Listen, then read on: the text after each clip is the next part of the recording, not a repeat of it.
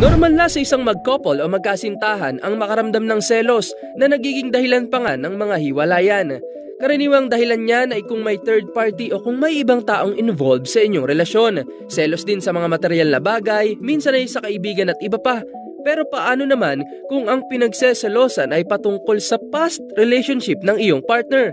Nako, mahirap yan dahil ito raw ang tinatawag na retroactive jealousy o ang pagsiselo sa mga naging past relationship ng iyong partner. Ayon kay Emily Cook, isang family therapist, ilan sa mga senyales na ikaw ay nakararanas nito ay ang pagkakaroon ng insecurities o ang pagkukumpara mo ng iyong sarili sa mga dating naging nobyo o nobya ng iyong partner. Isa pa ay ang pagkakaroon ng matinding interes, palaging pangungulit at pagtatanong para lang malaman mo ang background ng exes ng iyong kasintahan. Kaya naman narito ang ilang mga payo ni Patrick Chitham, isang clinical psychologist, kung paano nga ba may iwasan ang pagkakaroon ng retroactive jealousy. Una, dapat matutuhan na tanggapin ang ating mga sarili at isipin kung ang mga sasabihin at iisipin mo ba ay makatutulong o makabubuti ba ng inyong relasyon. Pangalawa, ugaliing ilagay rin natin ang ating mga posisyon sa iba.